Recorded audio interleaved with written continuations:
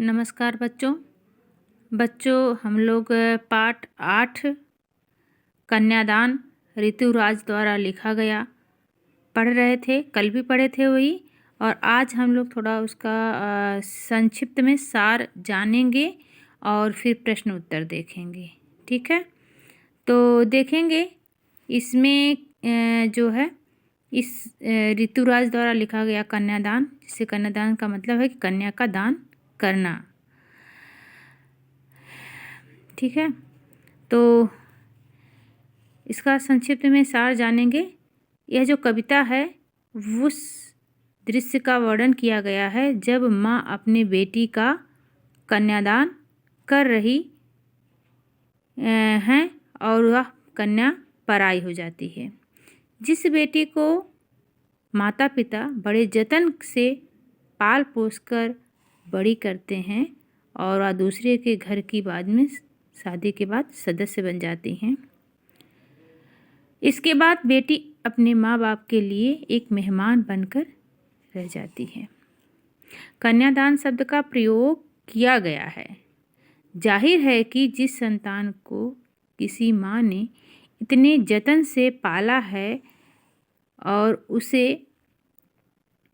उसे अन्य को सौंपने में बहुत गहरी पीड़ा होती है। बच्चे को पालने में माँ को कहीं अधिक दर्द उठाना पड़ता है इसीलिए उसे विवाह के समय अपनी बेटी को दान करने में वक्त लगता है।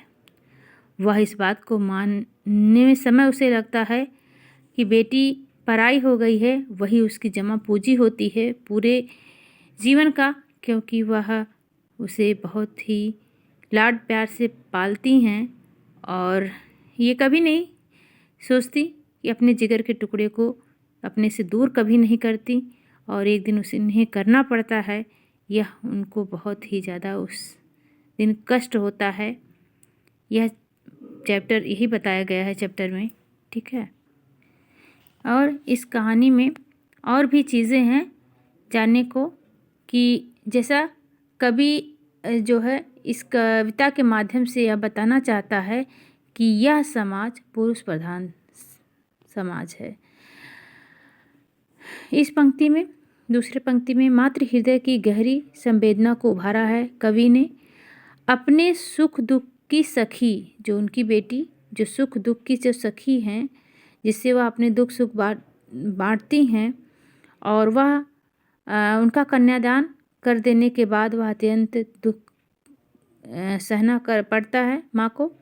और उस समय एक तरफ अपनी माँ जो माँ है वह अपनी अंतिम पूंजी को दान कर रही होती हैं, और दूसरी तरफ मानसिक रूप से अपरिपक्व बेटी जो अभी मानसिक रूप से तैयार नहीं है दुख को झेलने के लिए,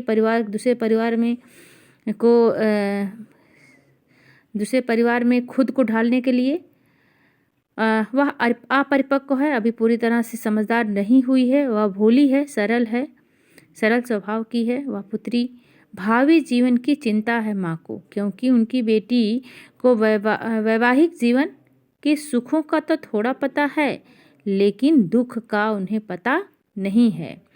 किंतु ससुराल पक्ष से जुड़े जो कठोर सत्य है, क्या है? पुरुष प्रधान समाज स्त्री की वास्तविक स्थिति का बोध कराता है, क्योंकि स्त्रियों की जो दशा है इस समय वह बहुत ही कठोर है, और स्त्रियों की दशा बहुत ही दयनीय है, क्योंकि स्त्रियों के साथ जो है दहेज को लेकर के काफ़ी, और उनके शिक्षा अधिक ना कर पाएँ, क्योंकि शिक्षा अधिक करने से उन्हें लगता है कि ये बेटी मान सम्मान और घर का कार्य नहीं करेंगी, इसलिए उन्हें शिक्षा अधिक ना करने की, और उन्हें जो है बड़ों की सिर्फ आदर करना, घर का कार्य करना ही उनके लिए एक पारंपरिक रिवाज रहा है। लेकिन आज इस कविता के माध्यम से कवि ने, जैसा हम लोग ने कल पढ़ चुके हैं, कि माँ जो समझाती है कि जो है सिर्फ अपने कुछ कपड़ों और कुछ गहनों पर मुग्ध माने लोभित ना हो जाना, आपके साथ जो अन्याय होगा उसके विपरीत उसके पक्ष में आप आवाज़ उठाइएगा और सिर्फ दिखावे में नहीं जीना है। वस्त्र आभूषण शाब्दिक भ्रमों के जो भ्रम होते हैं ये सुख नहीं होते हैं, जीवन का सुख होता है आपका मान सम्मान। और अगर मान सम्मान के ऊपर आपको कुछ कहा जाता है तो आप उस पर बोलिएगा, ऐसा माँ इस कविता में सिखा रही हैं। तो नई पीढ़ी की माँ अपनी बेटी को